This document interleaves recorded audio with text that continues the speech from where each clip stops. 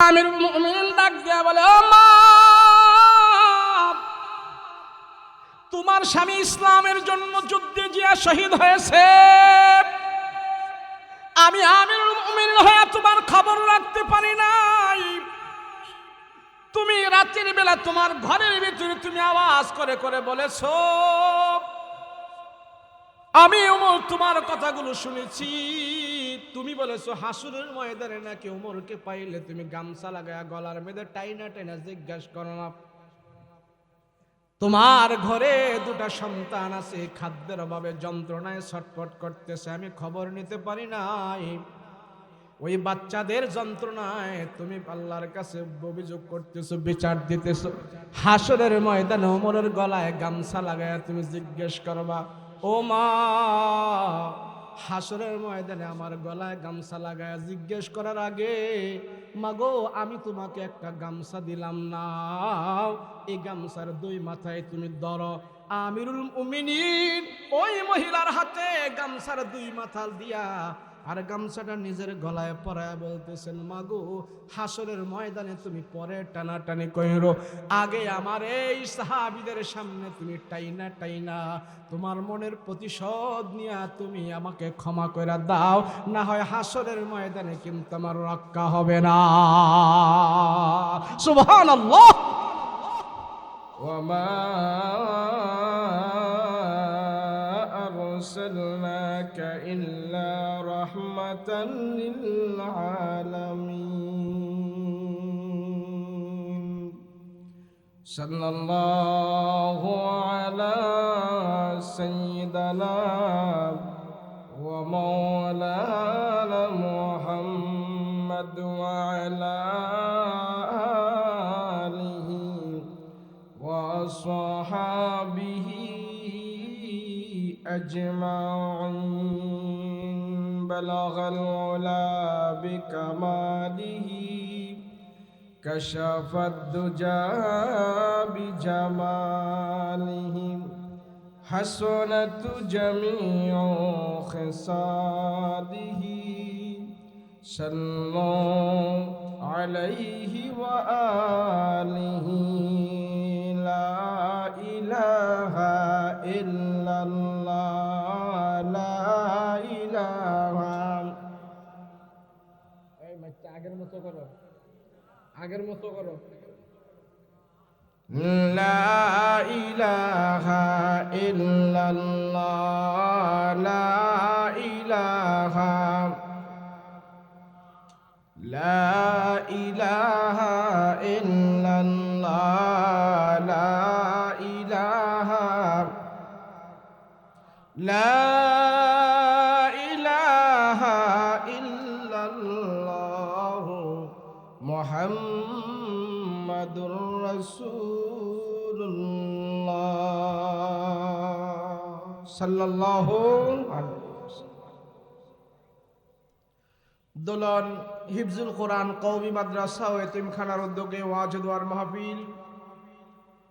আজকের মাহফিলের শ্রদ্ধাভাজন সভাপতি, প্রধান অতিথি, মুফাসসিরিনে কেরাম, সম্মুখপানে উপবিষ্ট দিনদার মুত্তাকি পরহেজগার ভাইরা, পর্দার অন্তরালে অবস্থানরত আমার শ্রদ্ধেয় মা বোনেরা, আল্লাহ পাকের দরবারে কালেমাত শুকর আদায় করছি। জবান খুলে দিল থেকে আওয়াজ করে সবাই উচ্চ স্বরে বলি আলহামদুলিল্লাহ।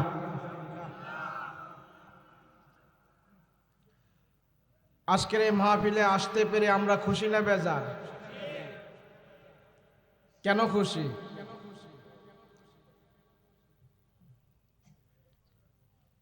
কেন খুশি আমরা আজকে এখানে? একটা দ্বীনি কাজে আমরা অংশগ্রহণ করতে পেরেছি, একটা গুনাহমুক্ত মজলিসে আমরা উপস্থিত হতে পেরেছি।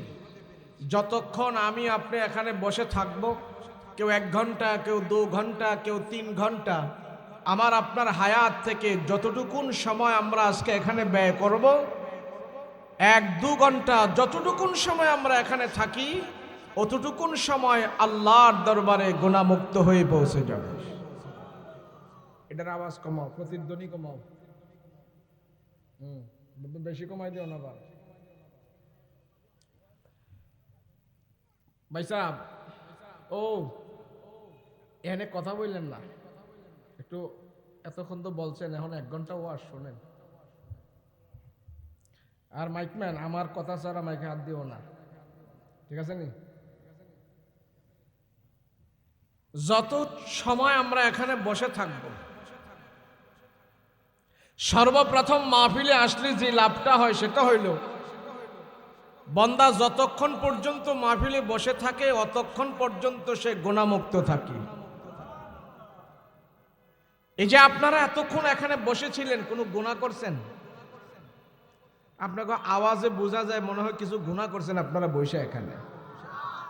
পিছনের হেরা কি বসে বিড়ি টিড়ি খাইছেন নাকি? এখানে গান বাদ্য করছেন, কারোরে গালিগালাজ করছেন, বিড়ি সিগারেট খান নাই তো?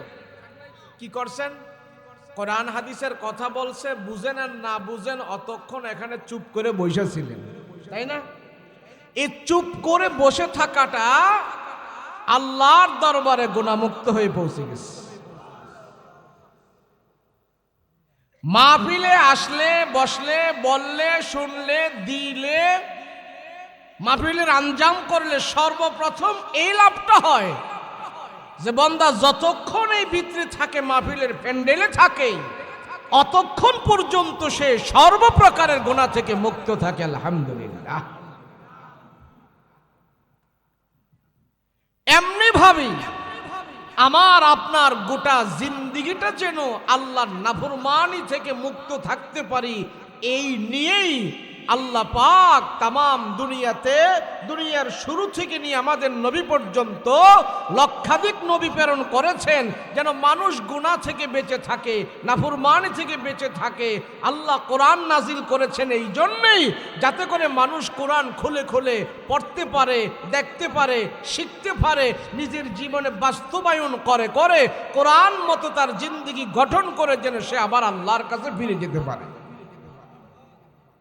এর জন্য লক্ষাধিক নবী রাসূল আল্লাহ দুনিয়াতে প্রেরণ করেছেন।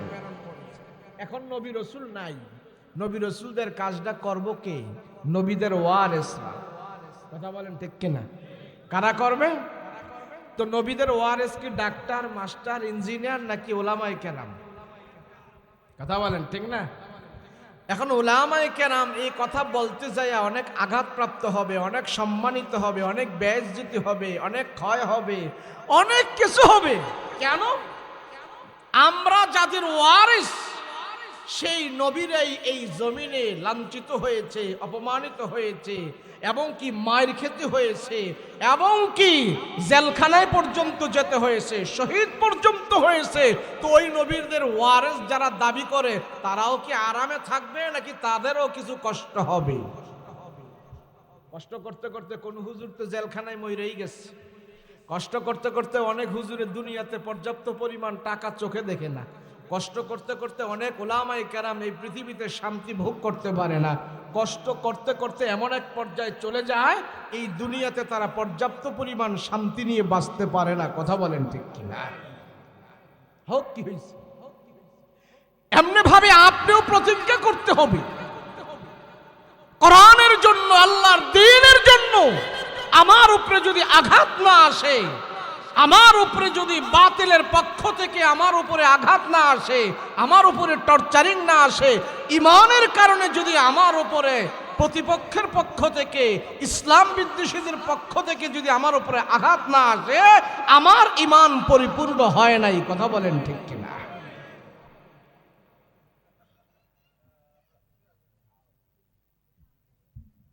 এদের কথাই শোনেন।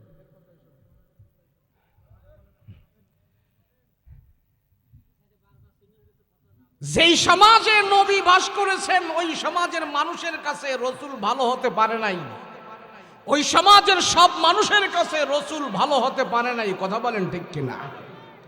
তো আমি হুজুরি, আপনি দিনদার, আপনি নামাজি, আপনি হাজি, আপনি মুত্তাকি, আপনি পরহেজগার, আপনিও কি এই সমাজের সবার কাছে ভালো হতে পারবেন? এই কথা বলেন না কেন? পারবেন? পারবেন না। যে ইমাম সাহেব মসজিদে নামাজ পড়ায়, ইমাম সাহেব কি সব মুসল্লিদের কাছে ভালো? যদি ভালো হওয়ার চেষ্টা করে তো এই ইমাম বেইজ্জতি আরো বেশি হবে, ভালো হতে পারবে না। এই পৃথিবীর সবার কাছে একজন দিনদার মুত্তাকি পরহেজগার ভালো হতে পারে না। কথা বলেন ঠিক কিনা? নবী তো ভালো হতে পারে নাই, সাহাবীরাই তো ভালো হতে পারে নাই, তো আমি আপনি কেমনে পারবো? বলে মানুষ যেই কোনো অবস্থায় থাক না কেন, সে 70-80 বছর হায়াত পাক না কেন, তার পুরা জিন্দিগিতে সে সবার কাছে ভালো হতে পারবে না, এমনকি তার ঘরের বউর কাছেও তো সবসময় ভালো হতে পারে না। কথা বলেন ঠিক কিনা? এই ভালো না হওয়ার পিছনেই দুনিয়ার একটা সিস্টেম, এটা আল্লাহ বানাইছেন এইভাবে। এর ভিতর থেকেই আল্লাহর দিন, কোরআন, দিনিয়াল ইসলাম, এর ভিতর থেকে আমি চেষ্টা করতে হবে যেন ইসলামের ভিতরে আমি পুরাপুরিভাবে ঢুকতে পারি। কথা বলেন ঠিক কিনা? বাধা আসবে। যেই ঘরে বেশি মাল আছে, যেই ঘরে বেশি সম্পদ আছে, সোনা গয়না আছে, চোর ডাকাত ওই ঘরের ভিতরে বেশি ঢুকে। কথা বলেন ঠিক কিনা? তো আমার আপনার ভিতরে যদি ঈমান বেশি থাকে, আল্লাহর প্রতি অগাধ বিশ্বাস থাকে, আমি যদি কোরআন নিয়ে, আল্লাহ রসুল নিয়ে মৃত্যুবরণ করতে চাই, তো শয়তানের পক্ষ থেকে আমার উপরেও বাধা বেশি আসবে। কথা বলেন ঠিক কিনা? কিন্তু লাস্টিং আমারই বেশি। লাস্ট পর্যন্ত আমি টিকে থাকবো, আর লাস্ট পর্যন্ত ইমানদার টিকে থাকবে, বেঈমান দুলিশাত হয়ে যাবে। আমি আগে কিছু কথা বলে নিতেছি, এই জন্য বলতেছি, পরবর্তীতে আর এই কথা মতো বলতো না, এত কথা বলতাম না, টাইম না ওয়াজ করুন। আমাদের মুখে 3 দিকে দাঁত আছে। কয় দিকে? সবার আসেনি? কথা কয় না? সবার মুখে দাঁত আছে না? এই দাঁতের ভিতরে জিহ্বা আসেনি? দাঁত বেশি শক্ত না জিহ্বা বেশি শক্ত? সবাই কয় না? দাঁত বেশি শক্ত না জিহ্বা বেশি শক্ত? দাঁতে কামড়ায়া কোমড়ায়া গম, পেয়ারা, আলু, পটল যা আছে সব দাঁতে চাবায়া চুবায়া সব খেয়ে ফেলে, আর জিহ্বা ভিতরে থেকে আল্লাহ আল্লাহ আল্লাহ আল্লাহ আল্লাহ আল্লাহ আল্লাহ আল্লাহ করতে থাকে, তাই না? এই কথা কন নাকি? জিহ্বা দুর্বল, এটা ভিতরে থাকে, আর দাঁত বাবারে বাবা সব চাবায় চুবায় খেয়ে ফেলতেছে, হাড্ডি গুড্ডি সব ছিঁড়ে ফেলতেছে। লাস্টিং কি দাঁতের বেশি না জিহ্বার বেশি? কথা বলেন না, জিহ্বার না দাঁতের? জিহ্বা তো দুর্বল, কিন্তু লাস্টিং বেশি। কথা বলেন ঠিক না? আপনাদের এই চাটমোহর উপজেলায় মরার আগে মানুষের জিহ্বা পড়ে না দাঁত পড়ে? কবরে কি দাঁত নিয়ে যাইতে পারে না জিহ্বা নিয়ে যেতে পারে? জিহ্বা দুর্বল ছিল, জিহ্বা ভিতরে থেকে আল্লাহ আল্লাহ করছে, এত তাফালিং দেখায় নাই, সুদ ঘুষের টাকা খাইয়া খুব হামতুম দেখায় নাই, ক্ষমতা পাইয়া রাষ্ট্রের টাকা চুরি করে নাই। কথা কয় না? হ্যাঁ, এই কথা কস, কথা কস, আস্তে আস্তে দি, না ফ্যান লাগতো না। যারা আবু জাহেলের মতন শক্তিবান, যারা নমরুদ ফেরাউনের মতো শক্তিবান, যারা ওরা দাঁতের মতো চাবায়া চিবায়া কামড়ায়া সব খেয়ে ফেলবে, কিন্তু তাদের এই শক্তি স্থায়ী নয়, অস্থায়ী। কথা বলেন ঠিক কিনা? জিব্বা এটা আমাকে হুজুরকে মতো আমরা নরম সরম হয়ে থাকি, খালি সালাম দিই, ভালো আছেন, আসসালামু আলাইকুম, দাওয়াত খাই, নরম কথা কই, আমরা এত গরম বেশি হই না, তাই না? কেন যত গরমই আমরা হই, হিসাব করলে আপনি থেকে আমরা নরমই বেশি, গরম না। কিন্তু আলেম উলামা, কোরআন হাদিস, ধর্ম, ইসলাম, এগুলির লাস্টিং কিয়ামত পর্যন্ত থাকবে। কথা বলেন ঠিক কিনা? একজন মুমিন মাইর খাইলেও ভয় করে না, এর জন্য কোরআন বলা, সে মায়ের খায়, জেল খাটে, প্রচুর পরিমাণ কষ্ট হয়, এরপরও সে শয়তানের পথে যায় না। যত আঘাত আসুক না কেন কোরআন নিয়েই সে কবরে যেতে চায়। কথা বলেন ঠিক কিনা? আবু জাহেল, উকবা, শাইবা, মুসলমানেরা যখন কোরআন তেলাওয়াত করত খানায় কাবায়, তো আবু জাহেল সবাইরে বলে দিত, হাতে তুলি দাও, হাতে তালি দাও, এইভাবে তালি দাও। তোমাদের তালির আওয়াজের কারণে মুহাম্মাদের এবং মুহাম্মাদের সাহাবীদের কোরআনের তেলাওয়াত মানুষের কানে যাইব না, আর কানে না গেলে মানুষ কোনোদিন কোরআনের কাছে আসবে না। হাতে তালি দিত এইভাবে জোরে জোরে, যাতে করে কোরআনের আওয়াজ মানুষের কানে না যায়। এইভাবে আবু জাহেল, উকবা, শাইবারা কোরআনের বিরোধিতা করেছে। আলহামদুলিল্লাহ, বিরোধিতা করে তারা টিকতে পারে নাই, তাদের বংশধরেরাও টিকতে পারবে না, তাদের অনুসারীরাও টিকতে পারবে না। কিন্তু কোরআন পড়েছে যারা, কোরআন মেনেছে যারা, তারা গরিব হোক, বেলাল হোক, সুমাইয়া হোক, তাদের মতো যারা ছিল, কোরআন নিয়ে যখন তারা শহীদ হয়েছে, রসুলের দ্বীন নিয়ে যখন শহীদ হয়েছে, আল্লাহ তাদের শহীদের বিনিময় সেই সুদূর মক্কা থেকে এই পাবনা জেলার ভিতরে আল্লাহ পাক দ্বীন আল ইসলাম পৌঁছাই দিয়েছে। কেন? ত্যাগ স্বীকার তারা করেছে। মক্কায় যখন মানুষ কোরআন তেলাওয়াত করত, এই কোরআনের আওয়াজ কাফেরদের কানে যায় লাগতো। আবু জাহেলের কানে যায় যখন কোরআনের আয়াতের তেলাওয়াত লাগতো, আবু জাহেল তেলে বেগুনে জ্বলে উঠতো আর বলতো, হায় হায়, মুহাম্মদের এই কোরআনের তেলাওয়াত আমার মতন আবু জাহেলের দিলকেই এমন ভাবে পাগল কইরা নিছে, তো সাধারণ জনগণের মানুষের দিল তো আরো আগে মুহাম্মদের কোরআন কেড়ে নেবে। অতএব এই মক্কাতে যেন কেউ কোরআনের তেলাওয়াত না করতে পারে, আবু জাহেল বাধা হয়ে দাঁড়াইছে কোরআনের বিরুদ্ধে। রাসূলের এক সাহাবী ছিলেন আব্দুল্লাহ ইবনে মাসউদ রাদিয়াল্লাহু আনহু। নাম কি জোরে কোন? হ্যাঁ জোরে বলেন পাবনার মানুষ। আপনারা কি মূর্খ না শিক্ষিত? কথা কয় না, মূর্খ না শিক্ষিত? বলেন সবাই, বলেন শিক্ষিত আমরা। কি বলেন? বলেন সবাই শিক্ষিত। যারা কোরআনের মাহফিলে আসে তারা মূর্খ না, তারা শিক্ষিত। যারা সূরা ফাতিহা জানে তারা মূর্খ না, তারা শিক্ষিত। যারা সূরা কালাম জানে, কোরআনের 5টা সূরা জানে, 10টা সূরা জানে, ইসলাম সম্পর্কে প্রাথমিক জ্ঞান রাখে, এরা মূর্খ না, এরা হলো জাতির শিক্ষিত। কথা কোন ঠিক কিনা?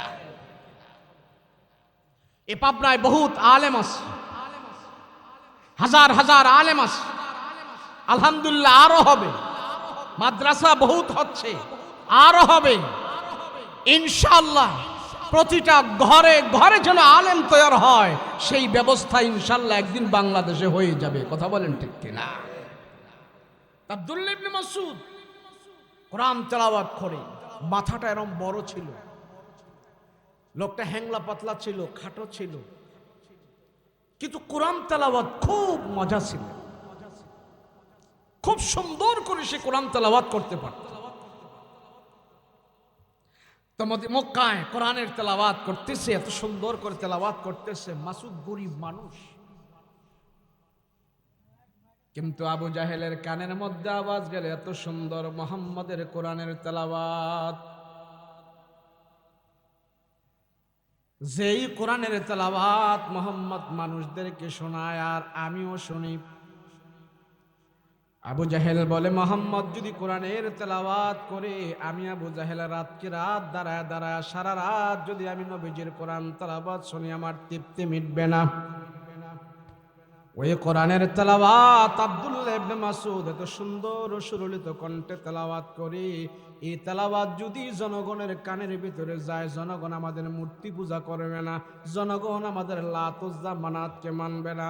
মুহাম্মদের কোরআন মেনে মেনে মানুষ যখন কলমা গ্রহণ করবে, মুহাম্মদের দল বাড়ি হয়ে যাবে।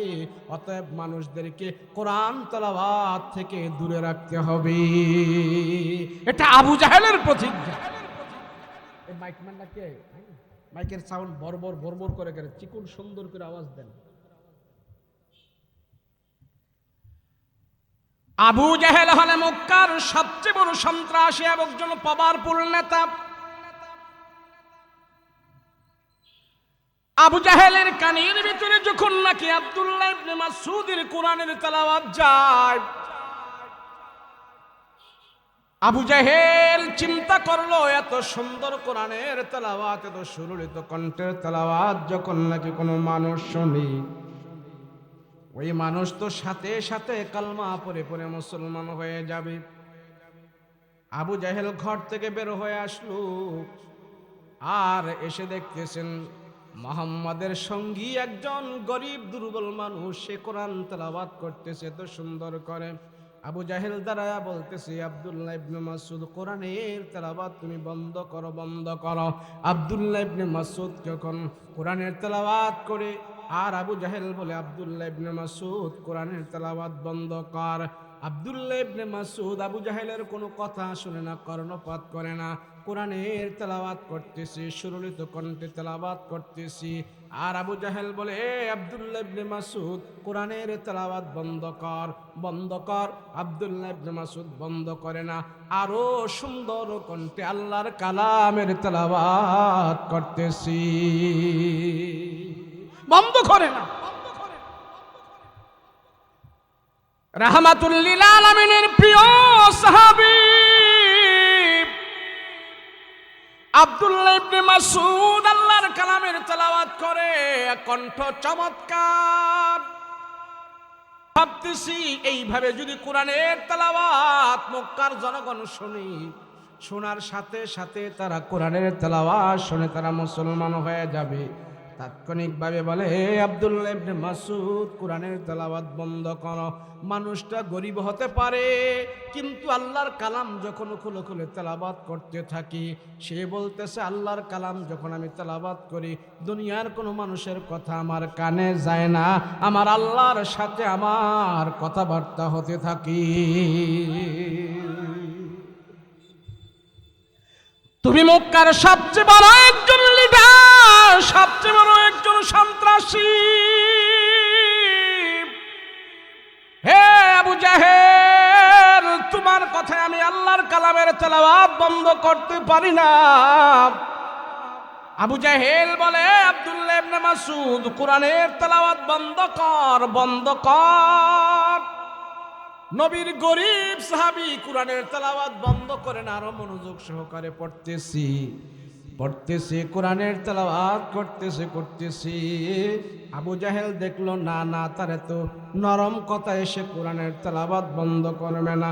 দুই একবার বলার পর এইবার আবু জাহেলের হাতটা এইভাবে টান করে, ওই ছোট্ট সাহাবী আব্দুল্লাহ ইবনে মাসউদ গরিব সাহাবী, আবু জাহেল হাতটা টান করে আব্দুল্লাহ ইবনে মাসউদের কানের মধ্যে একটা আঘাত করে দিয়েছি।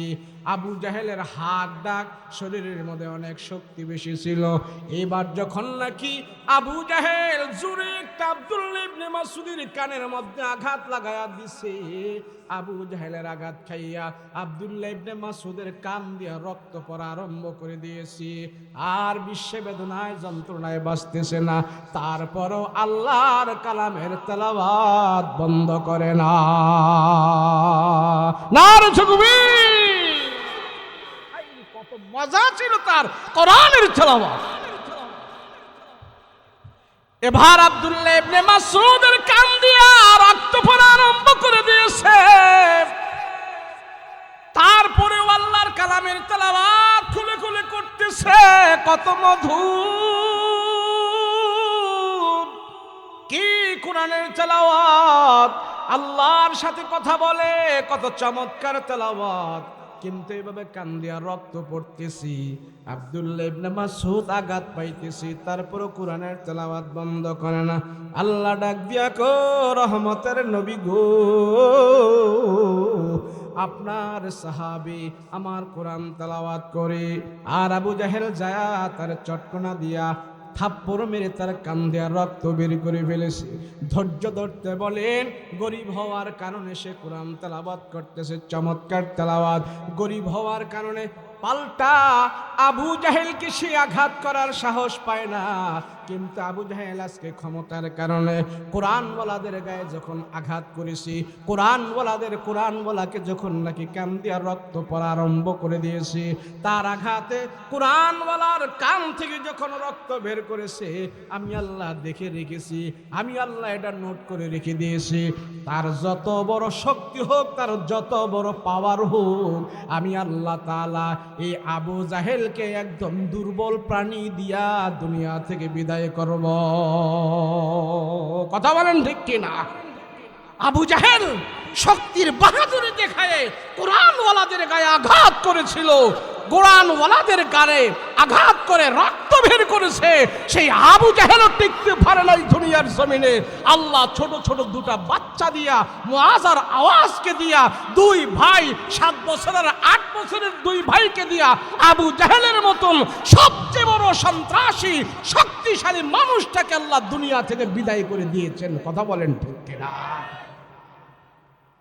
আমরাও দেখি, এই জমিনে আমরাও দেখেছি যারা 16 বছর 17 বছর ক্ষমতা পেয়ে কোরআনওয়ালাদেরকে শাপলা চত্বরে হত্যা করেছিল, কোরআনওয়ালাদেরকে মাদ্রাসার ভিতরে যে গুলি করেছিল, মসজিদের মুসল্লিদেরকে যাইয়া তারা আঘাত করেছিল, কোরআন ছুঁড়ে ফেলে দিয়েছিল, কোরআনের বুকে আগুন জ্বালিয়েছিল, মাদ্রাসার ছেলেদেরকে মেরেছিল। আল্লাহ নোট করে রেখে দিয়েছে ওই জালিমদেরকে ওই দেশের ভিতর থেকে ছাত্র নামক ছোট ছোট বাচ্চাদেরকে দিয়ে এই দেশ থেকে বিদায় করে দিয়েছে। আমি কোন দলের কথা বলছি না, আমি পরিস্থিতির কথা বলছি, আমি প্রেক্ষাপটের কথা বলছি, দলের নয়। এই বাংলাদেশে কিয়ামত পর্যন্ত যারাই মাদ্রাসা মসজিদের বিরোধিতা করবে, মাদ্রাসার বিরোধিতা করবে, আলেমদেরকে অপমান করবে, এখান থেকে শিক্ষা নাও, তোমাদের পরিণত তাদের চাইতে আরো ভয়ঙ্কর হতে পারে। কথা বলো ঠিক কিনা? মানুষ আর ইতিহাস তো এখন পড়া লাগে না, ইতিহাস পড়া লাগে না, এখন প্রতিদিনই আমরা ইতিহাস দেখতে পাই। কথা বলেন ঠিক কিনা? আমরা ফেরাউন, নমরুদ, হামান, সাদ্দাত, আবু জাহেল তাদের কথা আমরা শুনেছি, দেখেছি, কিন্তু বাস্তবে আবু জাহেলদের রূপ আমরা এই জমিনেই দেখতে পেয়েছি। কথা বলেন ঠিক কিনা? এটা আপনারাও তো বক্তব্য। আমরা যখন স্টেজে উঠতাম, আমরা ভয় থাকতাম, কোন দিক না কোন দিক দা কি বলে ফেলে।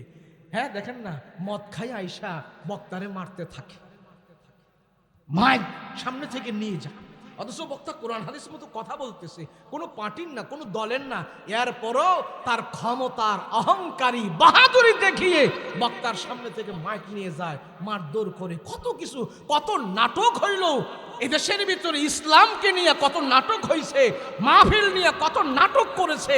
একটা মাহফিল দেওয়ার জন্য আমরা দাঁড়ে দাঁড়ে ঘুরেছি, ওসির কাছে গেছি, হিন্দু ওসির কাছে যাই আমরা অনুমতি নিয়ে মাহফিল করা লাগছে। এমনও কিছু কিছু খবর আমরা পেয়েছি, মাহফিল করার জন্য মাহফিল কমিটি থানায় ঘুষ দিয়ে আসতে হয়েছে। কথা বলেন ঠিক কি?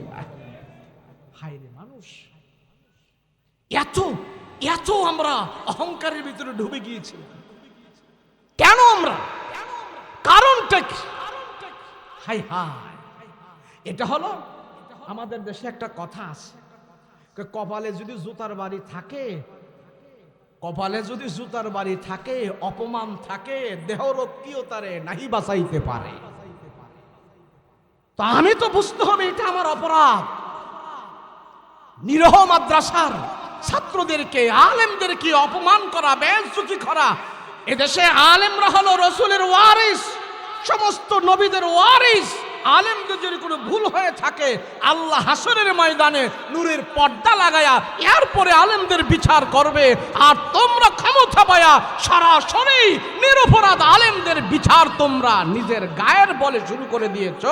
এর জন্য আল্লাহ তোমাদের ওপরে এইভাবে বেইজ্জতি করেছে। আমি দলের হয়ে কথা বলি নাই। আমার এখনো তো বিশ্বাস হয় না, আমার এখনো বিশ্বাস হয় না। কেন হয় না জানেন? এমন ভাবে তারা ক্ষমতা গেড়েছিল।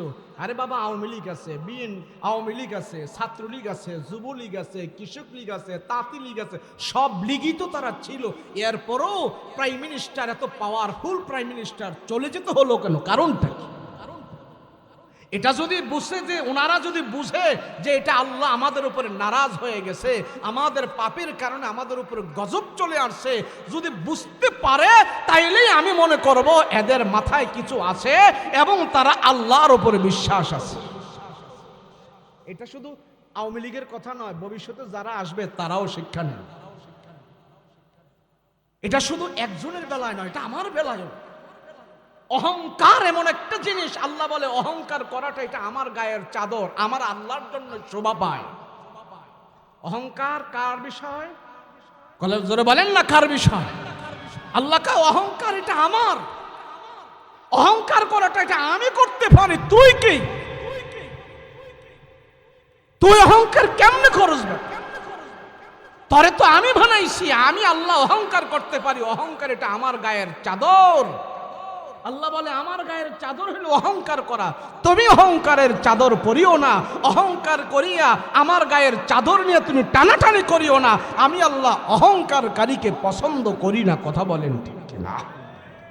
কেন আমরা অহংকার করব নাকি নরম হয়ে চলবো? কথা বলেন, কি বলবো? আমরা ইসলামের ছায়াতলে চলবো, অহংকার করব না।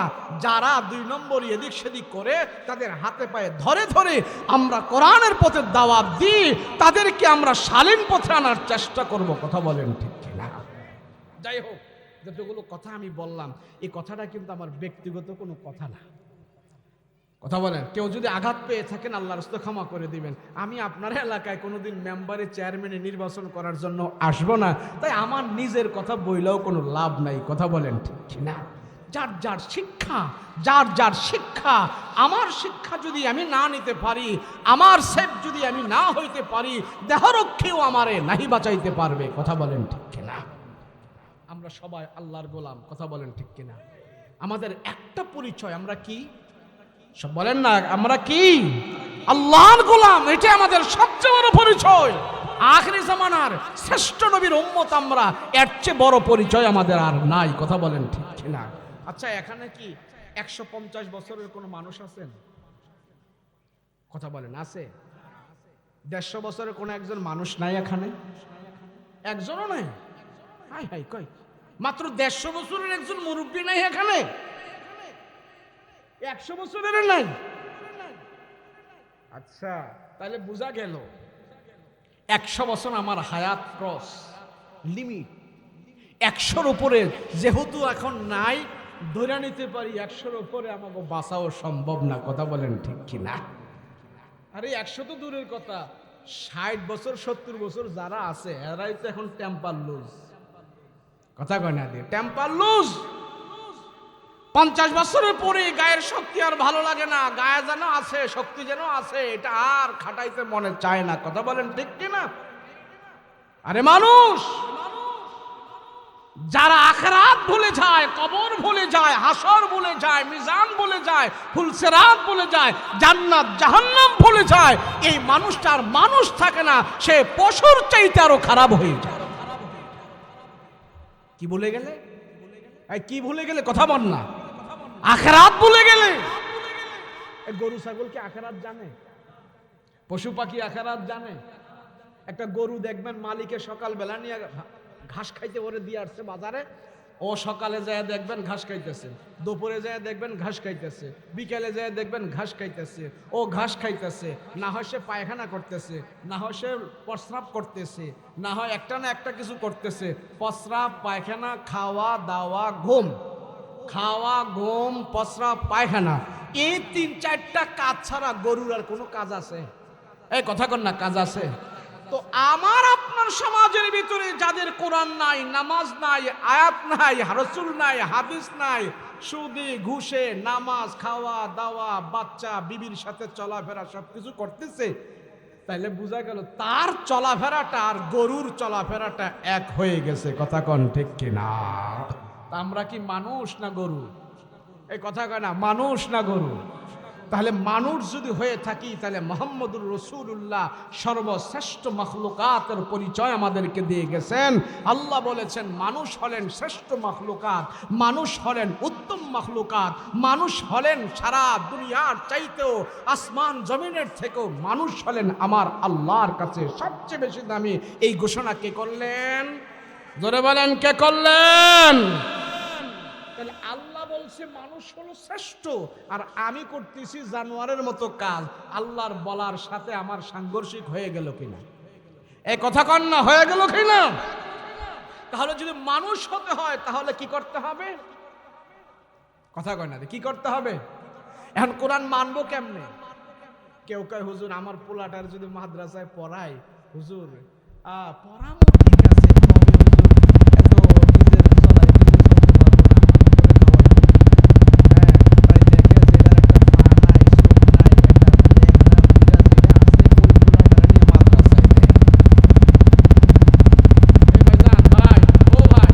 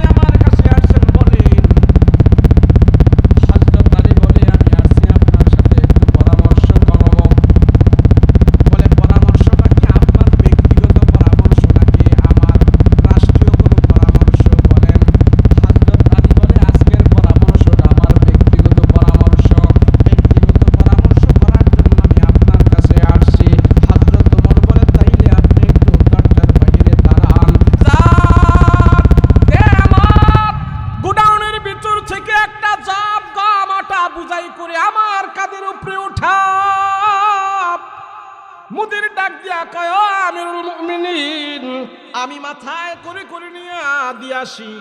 ওমর কয়, না না না, তোদের মাথায় নিয়ে গেলে হক আদায় হবে না, দে আমার মাথায় দে। হযরত ওমর রাদিয়াল্লাহু আনহু আটার বস্তা কাদের মধ্যে নিয়া হাঁটি হাঁটি পা পা করে ওই বুড়ির দরজার মধ্যে যে হাজির হয়ে গেছে। হাজির হয়ে ডাক দিয়া বুড়িকে বলতেছেন, মাগো মা, দরজা খোলেন, দরজা খোলেন।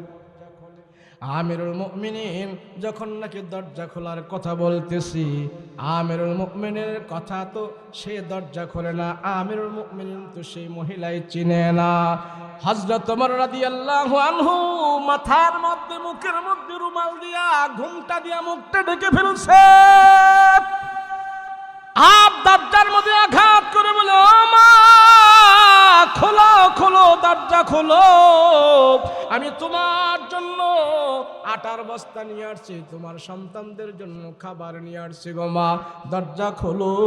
ওই মহিলা যখন দরজা খুলল, পুরুষ মানুষ দেখা করে না মহিলার সাথে, আমিরুল মুমিনিন পরহেজগারিতা অবলম্বন করে আটার বস্তা দিয়া চলে আসছে। আর মহিলাকে বলছে, তোমার সন্তানদেরকে খাবার খাওয়াও। ওই মহিলাকে যখন নাকি খাবার দিয়া আমিরুল মুমিনিন চলে আসছে, ফজরের নামাজ পড়াইলেন মসজিদের নববীর ভিতরে। নামাজ পড়ায়া আমিরুল মুমিনিন সাহাবীদেরকে ডাক দিয়া কয়, সঙ্গী সাথীদেরকে ডাক দিয়া কয়, অমুক তাবুর ভিতরে একটা মহিলা আছে, ওই মহিলাকে যায় বলবা খলিফার দরবারে আসার জন্য, ওমরের দরবারে আসার জন্য। আর মহিলাকে বলবা আমিরুল মুমিনিন আপনাকে যাওয়ার জন্য বলছে, যেমনে হোক সেই মহিলাটাকে ধরে তোমরা আমার কাছে নিয়ে আসবা, যাও সেখানে যে আমার কথা বলবা। এ মুসলমান, কেমন শাসক হযরত ওমর! আরে তার থেকে যদি আমাদের 10% গুণ আমরা হাসিল করি, এই সমাজে কোনো চোর থাকবে না, চোর থাকবে না। এই সমাজের ভিতরে একটা চোরও থাকবে না। আল্লাহর রাসূল বলছেন, যদি মানুষের প্রাপ্য গরিবের হক আমরা যদি যথাযথভাবে আদায় করি, সমাজে চোর থাকবে না, বেইনসাফি থাকবে না, ইনসাফের বাটখারা প্রতিষ্ঠা হবে। গরিবের মুখে হাসি ফুটবে, বৃদ্ধর মুখে হাসি ফুটবে, বিধবার মুখে হাসি ফুটবে, অভাবীর মুখে হাসি ফুটবে। এক বেলা খানা খাওয়ার পরও আল্লাহ তাআলা তার দিলের ভিতরে বাদশাহী শান্তি ঢোকায়া দিবে। আর 3 বেলা খানা খেয়ে পর্যাপ্ত পরিমাণ সম্পদ থাকার পরেও আমাদের দিলের ভিতরে শান্তি নাই। কথা বলেন ঠিক কিনা? ক্ষমতা পাওয়ার পরেও শান্তি নাই, ক্ষমতা যাওয়ার পরেও শান্তি নাই, ক্ষমতা পাওয়ার পরেও শান্তি নাই, টাকা পাওয়ার পরেও শান্তি নাই, পর্যাপ্ত পরিমাণ ব্যবসায় লাভ হওয়ার পরেও শান্তি নাই। কারণটা কি? অশান্তির পেরাজালে ডুবে পড়ে আছি আমরা। আর শান্তি শান্তি শান্তি খুঁজতেছি, মনে হয় শান্তির মায় 300 বছর আগে মারা গেছে, জীবনে আর ফিরে আইব না। কথা বলেন ঠিক কিনা? আরে শান্তি কোথায়? হযরত ওমর বলে, যাও সকালবেলা যায় ওই মহিলাকে যায় বলল, ও মহিলা, হযরত ওমর আমিরুল মুমিনিন তোমাকে তালাশ করছে, খবর দিয়েছে, এক্ষুনি তোমাকে আমরা মসজিদে নববীতে আমিরের কাছে নিয়ে যাওয়ার জন্য। ওই মহিলা তো থরথর করে কাঁপা আরম্ভ করে দিয়েছে। হায় হায়, আমার কল্লা শেষ। আর রাতের বেলা তো আমিরুল মুমিনিনকে আমি বকাঝকা দিয়েছিলাম, পেটের ক্ষুধার যন্ত্রণায় বাচ্চাদের চেহারার দিকে তাকিয়ে আমি অনেক কথা বলেছিলাম। হায় হায়, আমার অবস্থা শেষ। মহিলা সন্তানগুলোকে নিয়ে ভয়ে ভয়ে আমিরুল মুমিনিনের কাছে মসজিদে নববীর ভিতরে আসে। আমিরুল মুমিনিন মসজিদে নববীর মিম্বারে বসা। ওই মহিলাটা আস্তে আস্তে করে যখন নাকি পর্দা সহকারে যখন নাকি মসজিদে নববীর সাইড দিয়ে আসতেছে, আর আমিরুল মুমিনিন হযরত ওমর বলে, বসো বসো, তুমি ওখানেই বসো, তোমার সাথে কথা হবে, তুমি ওখানেই বসো। দূরে বসাইলেন। যখন ওমর রাদিয়াল্লাহু আনহুর কণ্ঠের আওয়াজটা মহিলার কানে গেছে, ওই মহিলা আরো ভয় পেয়ে গেছে। হায়রে, বাচ্চা দুটা বলে, মাগো কেমন যেন রাতের বেলায় যে মুসাফির আমাদের বাড়িতে গিয়েছিল, সেই মুসাফিরের কণ্ঠটা আমিরুল মুমিনিনের কণ্ঠের মতো শোনা যায়। এবার আমিরুল মুমিনিন ডাক দিয়া বলে, ও মা, তোমার স্বামী ইসলামের জন্য যুদ্ধে গিয়া শহীদ হয়েছে, আমি আমিরুল মুমিনিন হয়ে তোমার খবর রাখতে পারি নাই। তুমি রাতের বেলা তোমার ঘরের ভিতরে তুমি আওয়াজ করে করে বলেছো,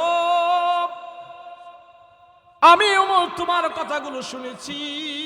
তুমি বলেছো হাসুরের ময়দানে নাকি ওমরকে পাইলে তুমি গামছা লাগায়া গলার মধ্যে টাইনা টাইনা জিজ্ঞাসা করো না, তোমার ঘরে দুটা সন্তান আছে, খাদ্যের অভাবে যন্ত্রণায় ছটফট করতেছে, আমি খবর নিতে পারি নাই। ওই বাচ্চাদের যন্ত্রণায় তুমি আল্লাহর কাছে অভিযোগ করতেছো, বিচার দিতেছো। হাসরের ময়দানে ওমরের গলায় গামছা লাগায়া তুমি জিজ্ঞেস করবা, ও মা, হাসরের ময়দানে আমার গলায় গামছা লাগায়া জিজ্ঞেস করার আগে মাগো আমি তোমাকে একটা গামছা দিলাম না, এই গামছার দুই মাথায় তুমি ধরো। আমিরুল মুমিনিন ওই মহিলার হাতে গামছার দুই মাথা দিয়া আর গামছাটা নিজের গলায় পরায় বলতেছেন, মাগো হাসরের ময়দানে তুমি পরে টানাটানি কইরো, আগে আমার এই সাহাবীদের সামনে তুমি টাইনা টাইনা তোমার মনের প্রতিশোধ নিয়া তুমি আমাকে ক্ষমা করে দাও, না হয় হাসরের ময়দানে কিন্তু আমার রক্ষা হবে না। সুবহানাল্লাহ। কেমন ছিল তাদের শাসক, আর এমন শাসকের কারণেই তো এক ঘাটে বাঘে আর মহিষে পানি খাইছে। কথা বলেন ঠিক কিনা? আর আমাদের শাসনের কারণে গরিবের সম্পদ লুট করে চুরি করে কত হাজার বিলিয়ন ট্রিলিয়ন কত লক্ষ লক্ষ কোটি কোটি টাকা কুকুরের মতন, কুকুর পায়খানা খেয়ে যেমন তার তৃপ্তি মিঠে না, এই মানুষ নামক কুকুরগুলো দেশের কত সম্পদ পাচার করে করে নিয়ে তারা বিদেশের বুকে বাড়ি গাড়ি করে আরামে আছে। কথা কোন ঠিক কিনা?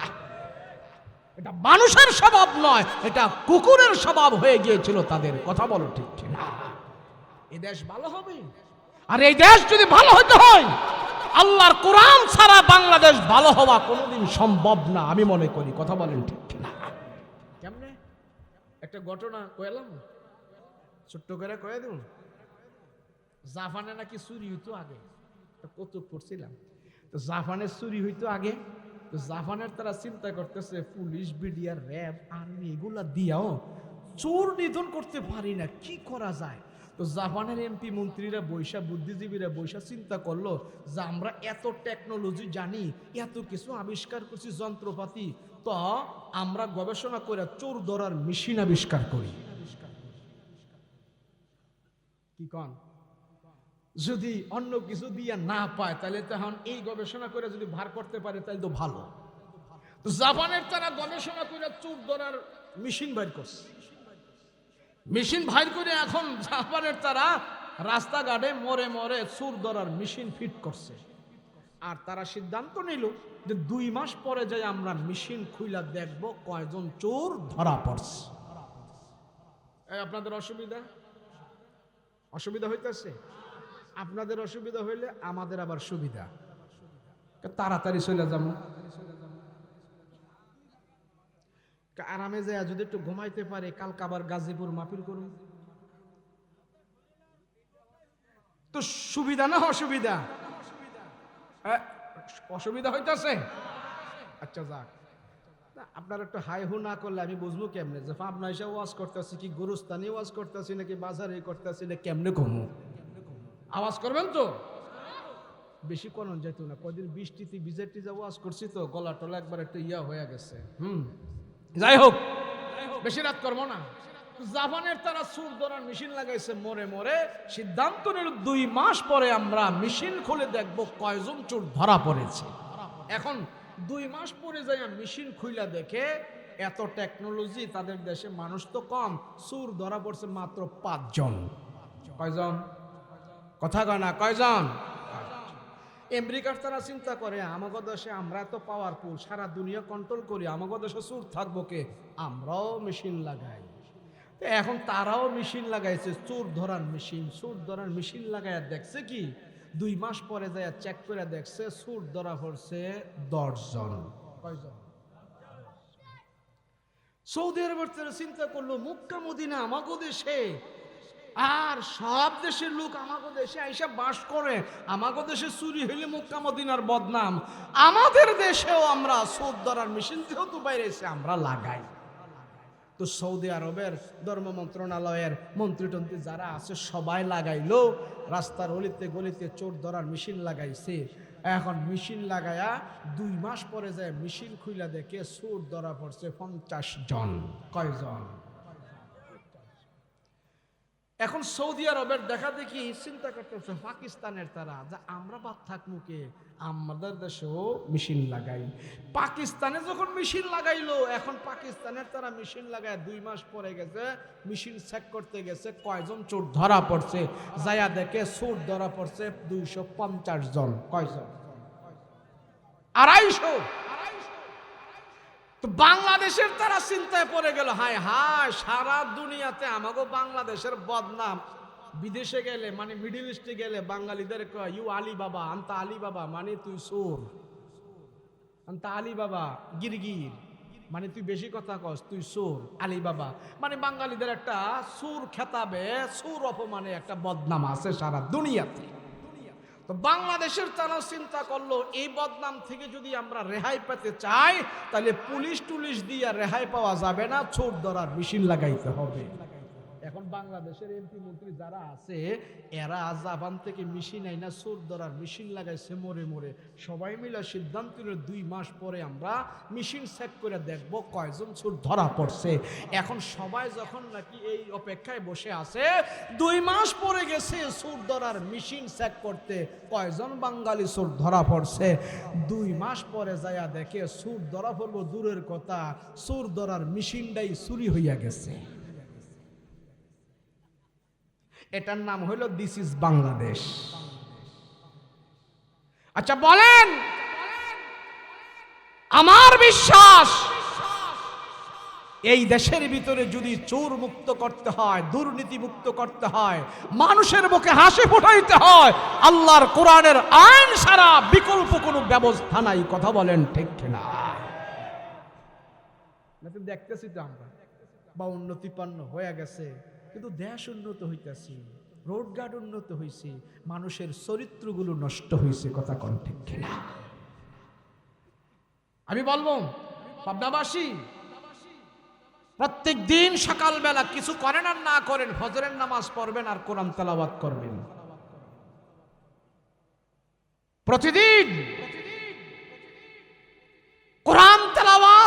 কোরআন তেলাওয়াতের ভিতরে আল্লাহ যে শান্তি রেখেছে, যদি কোনো একটা মানুষ, কোনো একটা মুরব্বী পাকনা দাড়িওয়ালা, চুল পেকে গেছে, দাড়ি পেকে গেছে, কিন্তু আপনি এখন সূরা কেরাত ভালো করে পড়তে পারেন না, জানেন না, শেখার চেষ্টা করতেছেন, আপনি যদি কোরআন খুলে খুলে একটু সময় এখানে ব্যয় করেন আর যা পারেন তাই দিয়ে আঙ্গুল টেনে টেনে আল্লাহর কাছে বলেন আর সময় দেন আর সহি শুদ্ধ করে পড়ার চেষ্টা করেন, তো আল্লাহর রাসূল বলে হাসরের ময়দানে সহি শুদ্ধ করে পড়নেওয়ালার কাতারে আল্লাহ আপনারে শামিল করবেন।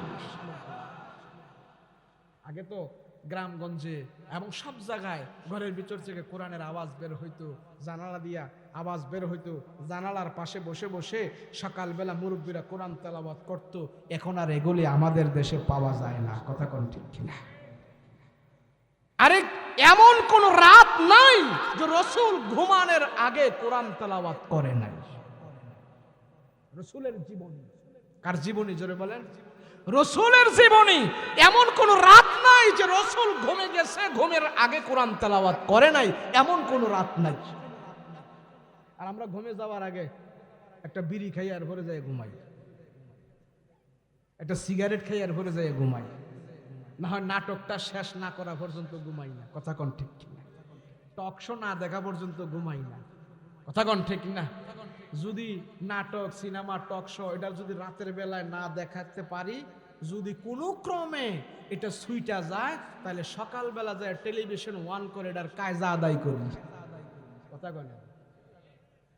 হায় রে মানুষ, প্রত্যেকটা মানুষের জীবনে এই কোরআনের যদি তেলাওয়াত না থাকে তাহলে সেই কোরআনের আইনও সে বাস্তবায়ন করা সম্ভব হবে না। আগে তেলাওয়াত করতে হবে, কথা বলেন ঠিক কিনা? এই যে মাদ্রাসা, আপনাদের এখানে যে মাদ্রাসা, দিন রাত 24 ঘন্টা এখানে কোরআনের তেলাওয়াত হয়, কথা বলেন ঠিক কিনা? ইহুদি, মুশরিক, নাসারা, বেঈমানদের টার্গেট হলো মাদ্রাসাগুলো যেন বন্ধ হয়ে যায়। মাদ্রাসাগুলো যদি বন্ধ হয়ে যায়, কোরআন থেকে মানুষ দূরে চলে যাবে। আর যেই মুসলমানেরা, যে ইমানদারেরা নামে থাকবে ইমানদার, নামে থাকবে মুসলমান, কিন্তু তাদের কাছে কোরআন নাই, ওই ইমানদার মুসলমানদেরকে সহজে গাদ্দার বানানো সহজ হয়ে যাবে, কথা কোন ঠিক ঠিক। এই জন্য কাফের মুশরিকরা ক্ষমতা লোভী না, তারা ক্ষমতা নিতে চায় না, তারা চায় মানুষদেরকে ইসলাম থেকে বিচ্ছিন্ন করে দূরে ফেলে দেওয়ার জন্য। আমরা কি ইসলাম থেকে দূরে যাব নাকি কাছে থাকবো? কথা বলেন, দূরে যাব না কাছে থাকবো? ঘটনা শুনে, ঘটনা হইল রাসূল পাক সাল্লাল্লাহু আলাইহি ওয়াসাল্লাম সাহাবায়ে কেরামদেরকে বলছেন, তোমরা প্রতিযোগিতা করবা নেকের বেলায়। কিসের বেলায় বলেন? আমরা তো প্রতিযোগিতা করি, কার থেকে কে বেশি পয়সা কামাবো, কার থেকে বেশি কে দোকান দিব, কার থেকে বেশি সে আয় রোজগার করবো। আর রাসূলের সাহাবীদের ভিতরে ছিল কার থেকে বেশি কে নেক কামাবে। তো নবীজির প্রধানমন্ত্রী ছিলেন, প্রধান উপদেষ্টা ছিলেন দুইজন। কয়জন? জোরে বলেন, কয়জন? দুইজন। একজনের নাম ফারুক আজম, আরেকজনের নাম হলো সিদ্দিক আকবর।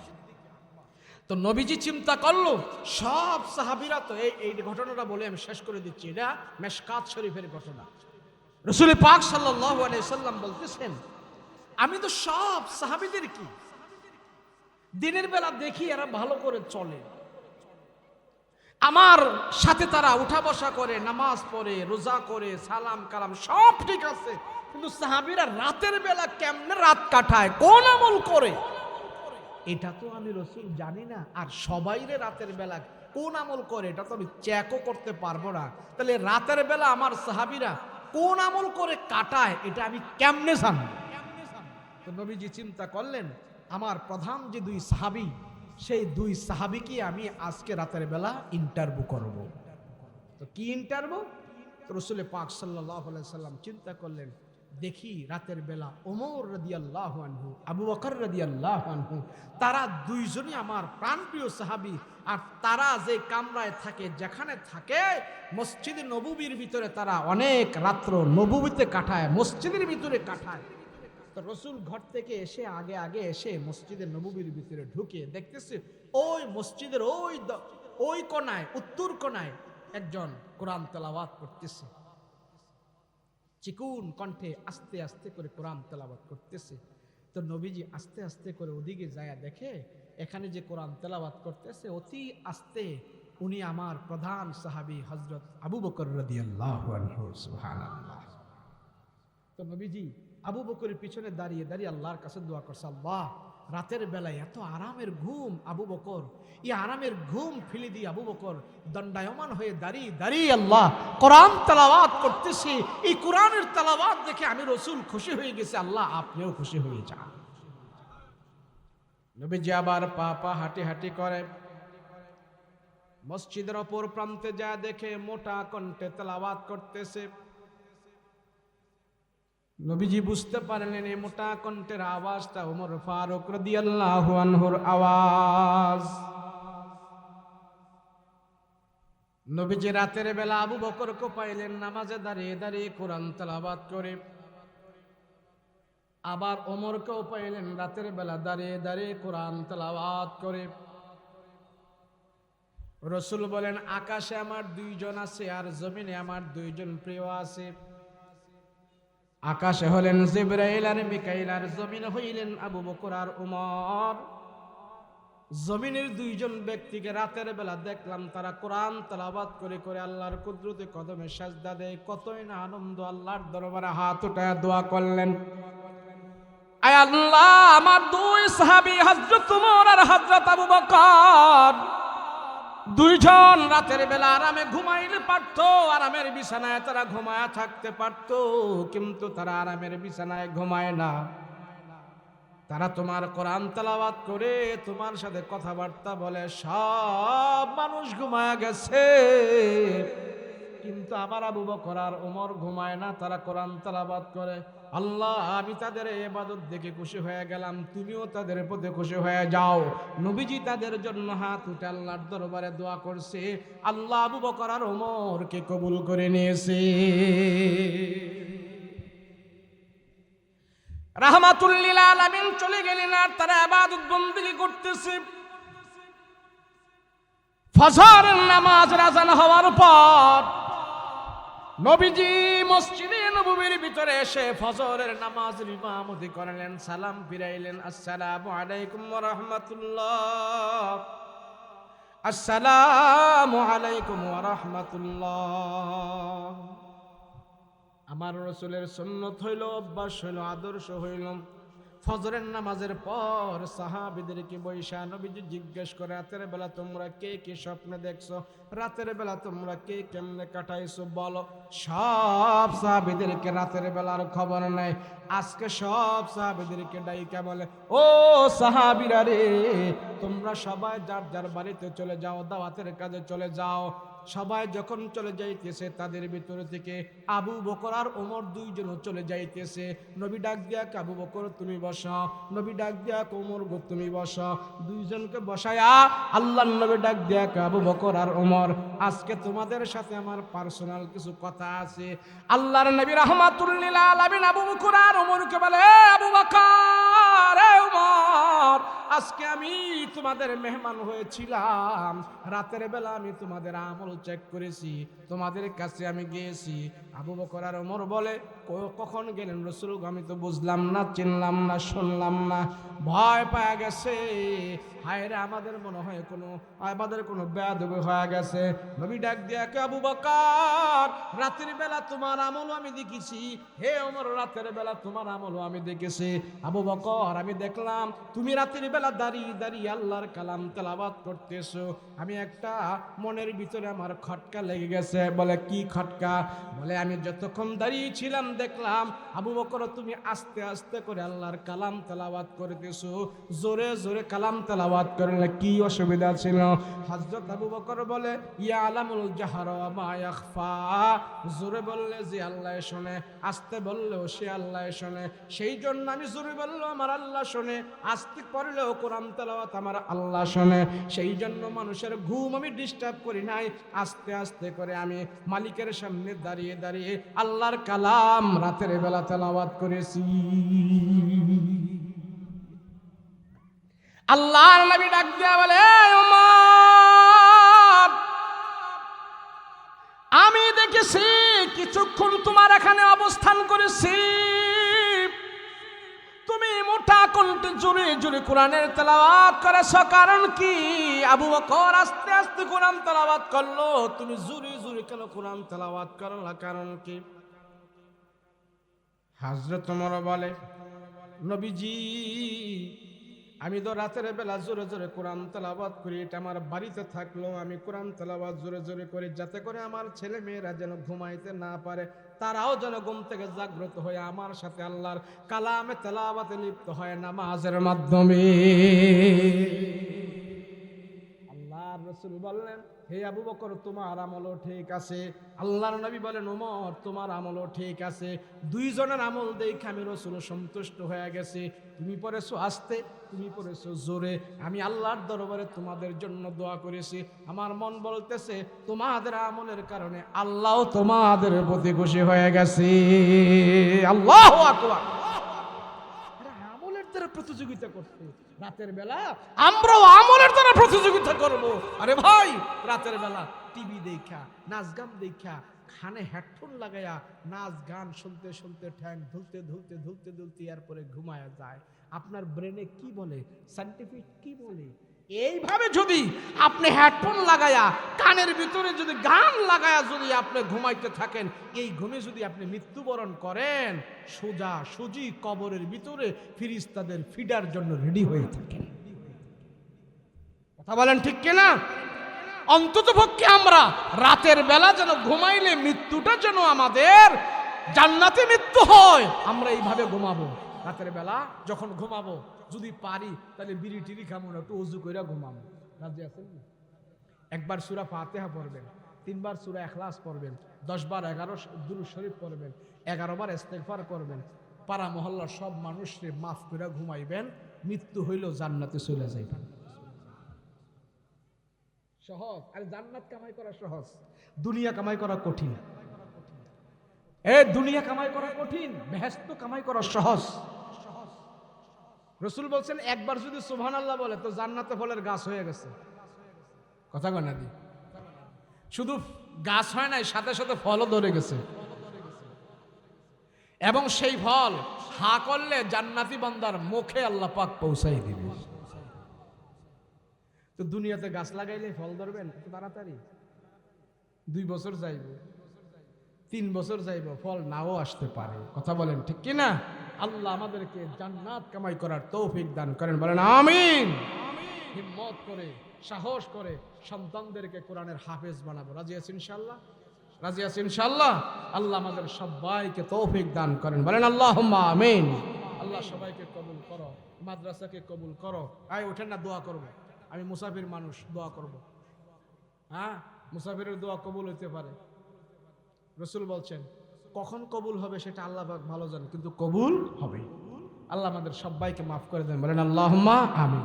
সবাই ইস্তেগফার করেন, আস্তাগফিরুল্লাহাল্লাযী লা ইলাহা ইল্লা হুয়াল হাইয়ুল কাইয়্যুম ওয়া আতুবু ইলাইহি লা হাওলা ওয়ালা কুওয়াতা ইল্লা বিল্লাহিল আলিয়্যিল আযীম। কি কার্যক্রম?